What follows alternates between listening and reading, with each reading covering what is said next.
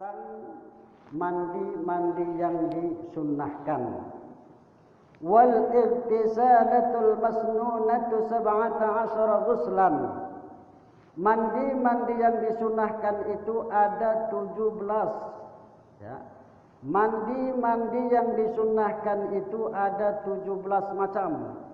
Yang pertama ghuslul jum'ati, mandi pada hari Jumat, ya. Ghuslul jum'ati, mandi pada hari Jumat.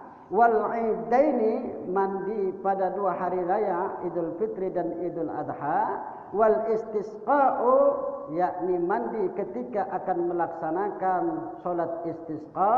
Wal khusufu wal khusufu, ketika terjadi gerhana bulan dan gerhana matahari, ya. Kemudian wal ghuslu min ghuslil mayyiti, artinya mandi setelah kita memandikan mayat. Wal kafiri idza aslama, orang kafir apabila dia masuk Islam. Wal majnun wal mughma alaihi idza afaqa, orang gila, orang ayan ketika dia sembuh, ya. Orang gila, wal majnun wal mughma alaihi idza afaqa, orang gila, orang ayan ketika dia sembuh, sunnah mandi.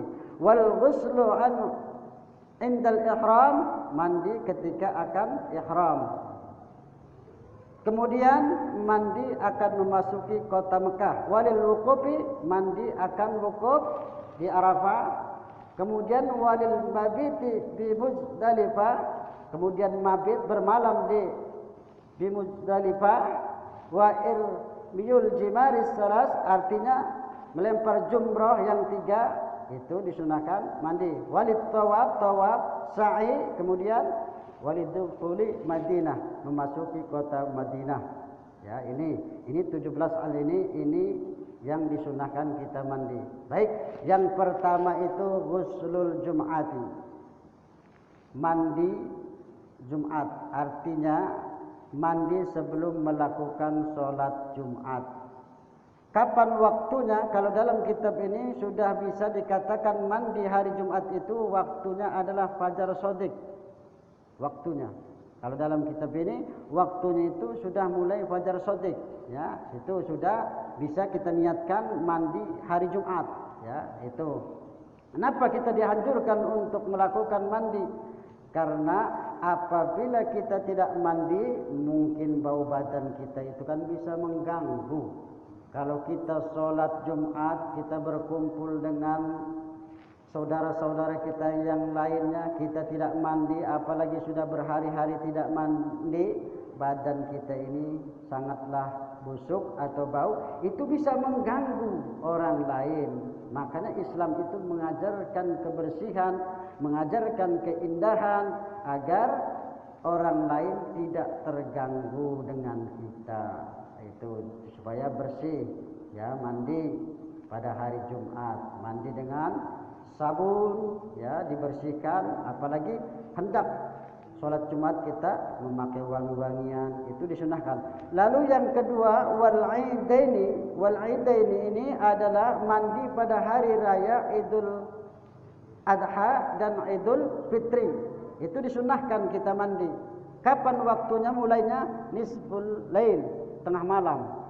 Kalau dalam kitab ini sudah mulai, kita boleh niat sudah tengah malam itu kita mandi, boleh niat kita mandi pada untuk hari raya Idul Fitri, hari raya Idul Adha. Itu waktunya mulainya di pertengah malam. Kalau tadi waktunya itu sejak fajar shodiq, ya. Itu ini dalam kitab ini. Mungkin dalam kitab-kitab yang lain ada perbedaan-perbedaan dikit, ya. Itu jadi itu adalah mandi-mandi yang disunahkan.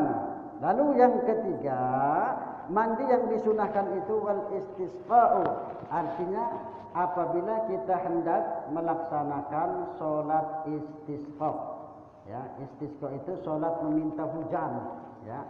Apabila kita paceklik, ya, tidak hujan-hujan, kekeringan, maka kita melakukan sholat istisqa. Sebelum sholat istisqa tadi, kita dianjurkan untuk mandi bersih-bersih terlebih dahulu, ya. Kalau sekarang kita ini hujan masih tetap turun, belum ada kekeringan. Kemudian wal khusufu, dan wal khusufu karena kha dengan kaf ya perbedaannya. Wal khusufu itu untuk gerhana bulan, wal khusufu itu untuk gerhana matahari. Jadi apabila kita hendak melaksanakan solat gerhana bulan dan gerhana matahari, maka kita pun dianjurkan untuk mandi ya. Kemudian wal ghuslu min ghuslil mayyit, kita dianjurkan, disunnahkan apabila kita sedang atau sudah memandikan mayat. Misalkan kita ini seorang Bilal, tukang memandikan mayat, maka kita dianjurkan untuk mandi. Ya, kalau kita habis memandikan mayat, baik itu mayatnya orang kafir ataupun orang Islam. Bagaimana Pak Ustadz kalau yang membawa-bawa keranda atau yang mayatnya tersebut? Ya, itu disunahkan berwudu. Ya, kalau yang bawa-bawanya itu, yaitu disunahkan untuk berwudu. Habis membawa-bawa keranda mayat tersebut, ya kita disunahkan berwudu mengantar jenazah tersebut. Tapi kalau yang memandikan mayat itu disunahkannya dia mandi. Ya, disunahkannya dia sehabis memandikan itu harusnya mandi di rumahnya. Itu. Lalu wal kafir idza aslama, orang kafir apabila dia masuk Islam itu disunahkan mandi. Ya, orang kafir apabila dia masuk Islam itu disunahkan mandi. Seperti Qais bin Asim, beliau datang kepada Rasulullah sallallahu alaihi wasallam pada saat itu dia akan masuk Islam.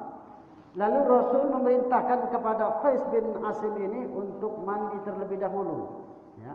Jadi setelah sehabis mandi, Qais ini menghadap lagi kepada Rasulullah sallallahu alaihi wasallam. Ini jadi orang kafir apabila masuk Islam, ya dia dianjurkan mandi. Namun tidak seluruhnya. Memang ada sebagian sahabat tidak disuruh mandi oleh Rasul, ya, tidak seluruhnya, ya. Jadi mana yang terbaik apabila kita ada teman kita atau kawan kita mungkin satu kantor atau satu pekerjaan, dia ingin masuk Islam karena dia beragama Nasrani atau beragama Konghucu atau Buddha, maka walaupun dia misalkan tidak mandi, itu pun boleh-boleh saja, ya. Itu boleh-boleh saja. Tetapi yang terbaik memang, yang terbaik itu dia mandi. Kenapa? Karena takut dia keluar mani, dia junub. Nah, itu yang ditakutkan. Jadi tidak bersih.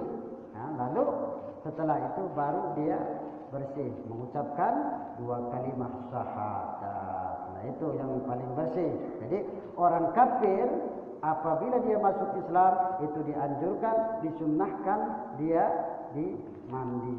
Kemudian wal majnun wal mughma alaihi idza afaqa. Wal majnun itu orang gila, wal mughma itu adalah ayan, ya. Alaihi idza afaqa, orang gila atau orang ayan ini ketika dia sembuh, ya. Misalkan ada orang gila sudah bertahun-tahun dia gila, maka dia dianjurkan untuk mandi. Begitupun orang ayan, orang pingsan itu disunahkan untuk mandi. Karena ini pernah terjadi kepada Rasulullah sallallahu alaihi wasallam. Ketika Rasulullah pingsan, ya, orang-orang pada menunggu Rasul untuk melakukan sholat berjamaah. Kemudian Rasul sadar, beliau meminta air kepada Aisyah, ya. Kemudian dia mandi setelah beliau pingsan. Ini jadi orang gila, kemudian orang ayan, orang pingsan, setelah dia sadar, ya, maka itu disunahkan untuk mandi, ya. Kemudian wal ghuslu 'indal ihram, mandi ketika akan ihram bagi mereka yang berangkat haji, ya, atau berangkat umroh. Ya, itu disunahkan untuk mandi. Kemudian walidukhul Makkah, ketika memasuki kota Mekah itu pun dianjurkan kita mandi. Kemudian apa lagi? wal wukuf, artinya ketika kita wukuf di padang Arafah, wal wukuf di Arafah, ketika wukuf di Arafah, ya, wukuf di Arafah itu tanggal 9, maka kita disunahkan untuk mandi. Kemudian wal mabiti bi Muzdalifah, bermalam di Muzdalifah, kita pun dianjurkan untuk mandi. Kemudian wali ramyul jimaris salah, kemudian ketika melempar jumroh yang 3, yakni hari-hari tasyrik, tanggal 11, tanggal 12 dan tanggal 13, itu disunahkan kita untuk mandi. Setiap kali kita akan melempar jumrah tanggal 11, 12, 13 itu disunahkan untuk mandi. Kemudian walid tawaf, ketika kita akan tawaf itu pun disunahkan mandi. Kemudian sa'i ya, berlari-lari antara Safa dan Marwah, itu pun kita dianjurkan untuk mandi. Dan yang terakhir, ketika kita memasuki kota Madinah, itu dianjurkan kita pun untuk mandi. Ini sunnah, bukan wajib ya. Mandi ataupun tidak itu tidak berdosa, tapi ini yang lebih baik, yang dianjurkan, yang dicontohkan oleh Rasulullah sallallahu alaihi wasallam. Ini yang disunahkan. Kalau yang wajib tadi kita junub, keluar air mani, bertemunya dua yang di khitan, itu baru wajib kita mandi ya. Kalau yang ini memang sunnah. Namun di sunnah inilah kalau kita ingin menambah pahala kita, ingin mensyiarkan agama Allah, yakni sunnah Rasulullah sallallahu alaihi wasallam. Karena kalau kita mengerjakan yang wajib saja, tidak dengan yang sunnah-sunnah, maka amalan kita tidak akan bertambah-tambah. Seperti itulah, tidak ada tambahan. Baik, untuk kajian kita pada malam ini kita cukupkan sampai di sini karena terbatasnya waktu.